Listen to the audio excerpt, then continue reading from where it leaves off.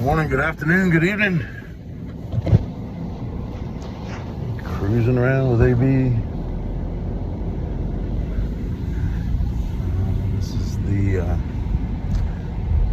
mental health edition. And communication. It's mental health and communication. Now, I had training I was going to be doing all day today, and then it's all been put on a calendar and sent out through mass email about the training that was going to happen today. Apparently nobody told me that it wasn't going to happen today. So, here I was wanting to do this training and nobody showed, and I'm going like, well, it's only one person didn't show. Well, what's going on? Lack of communication. I wasn't upset. I was frustrated that there wasn't some comment, that somebody didn't take the initiative to send me an email or a text saying, hey man, I just want to let you know this isn't going to happen today. All right, I've been great. So, but that's over with now. It's water under the bridge. I think a lot of people go through things in life, and people deal with things that happen in different ways. Everybody's different. Some people, are like Teflon and everything just kind of slides right off of them. And then some people can completely shut down and turn off. And again, we're all different. But what got me thinking about this topic today was I was thinking about my friend that I lost a couple years ago to suicide, and how mental health really affects people differently. I mean, even a completely sane and sober person has to deal with life. Life happens, and sometimes life sucks. Sometimes it's fantastic, and then sometimes you get hit from all directions, and it becomes overwhelming.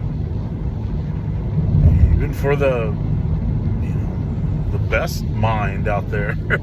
We all have great minds, but I'm just saying that, again, people deal with that kind of stress differently. You're in a high stress job and you're getting hit in all directions, and you got to be on your A game 8 hours a day, 40 hours a week. Maybe you're a stay-at-home mom and you're having to deal with, raising the kids and keeping the house, in order, doing everything, paying the bills, whatever your job may be doing. It doesn't really matter what you're doing. Life can become stressful. People say, well, stay-at-home parent doesn't have any stress. The hell they don't.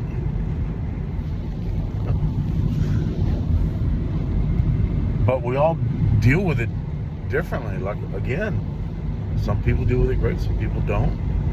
And I think that the ones that have problems with that, they need to reach out and talk to people about it. Whether it's your best friend or your spouse, and just let them know what's going on in your head, what you're thinking about, how it's affecting you, and have a good conversation about it. And if that can't solve the issue that's going on in your life, maybe consider seeking professional help if that's a path that you're able to do. A lot of insurances pay for mental health therapy. I think that's a good thing. Talk to your employer. Whatever the case may be, don't let this stuff cook inside your head and then have it come to a boiling point where everything just explodes. I think that's what happened with my best friend, that he was in a failing marriage and he had lost his job, and it was one of these jobs that pretty much AI or a computer program was going to replace. But basically, he was approving loans in the car industry, in the automobile industry. Somebody wants to buy a new car, he goes through their credit history and decides whether or not that they get that loan. Anyway, that was his job, and he'd been doing that for, oh my gosh, long time. 30-something years, probably, not more. So anyway, life, it got to the point where he had separated with his wife, and he was jobless, and he ended up moving back home. And this guy's my age.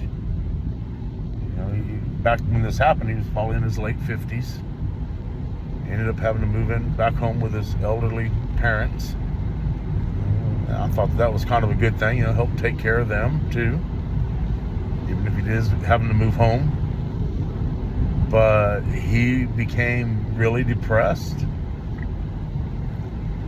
and I tried to be a good friend and listen to him and talk to him about things. And he was there for me when I was going through my divorce, and he was going through some stuff, so I tried to be there for him. And I think there was a 2-week period of time where we'd kind of been playing phone tag with each other, and either he was busy doing something or I was working and or I forgot to call him back. And then I come to find out that he had died. He killed himself. Holy shit. I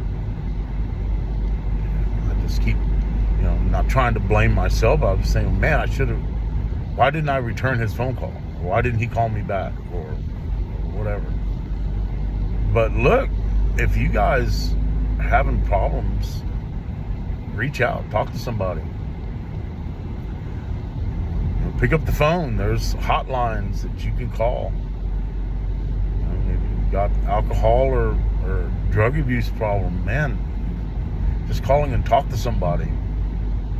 And start going to some AA meetings or NA meetings. Try that. There's other things that people are going through. Everybody, like I said, everybody deals with stuff differently. For me, it's no different. My mom and dad died in the past 5 years, and I don't know if I've fully accepted that they're gone. It's not like I was locked in my room for a month after it happened. Life has to go on, and they're together now. There's nothing I can do to bring them back. They lived a wonderful life. They were great people. And yeah, it makes me sad when I think about it.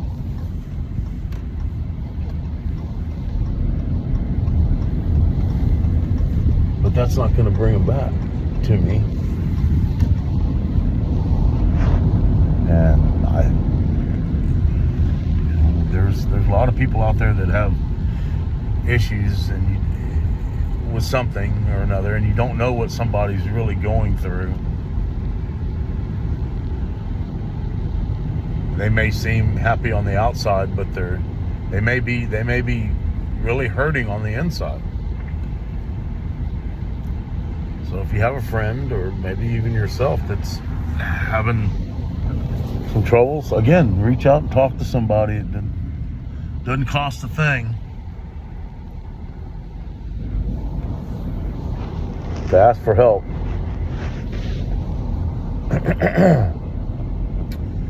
But I just think that some things in life you when you're getting hit from all directions with things, you pick out what's the most important or the most serious thing that's happening and start taking bites out of that apple. All your problems are this big apple that you got to eat, and just take small little bites out of it until the apple's gone. Try to eat the whole thing at one time. I don't know if that's a good analogy or not, but do what you can do. Go from important to least important, and hopefully things will get better. Because in the big scheme of things, man, don't sweat the small stuff. At least try not to. Because most of the things that we worry about really don't matter.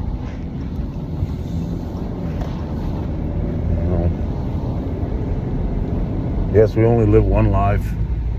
We try to live it the best we can, but man, if we're living our life and we're always looking over our shoulder or being afraid of something, and that's no way to live. And I think that unfortunately some people think, well, I don't want to live anymore because all my troubles will go away if I'm not here. And I don't believe that. Life is good. It's amazing. It's gonna suck at times, and it's gonna be great at times.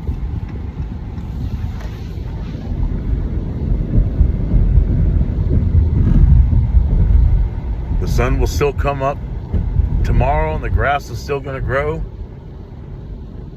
And now I'm really kind of boring the heck out of y'all. Anyway, those are my thoughts for today. And I miss my friend.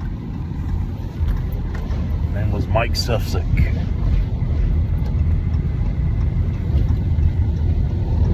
We'll see you guys later. Have a great mental health day. Bye. See ya.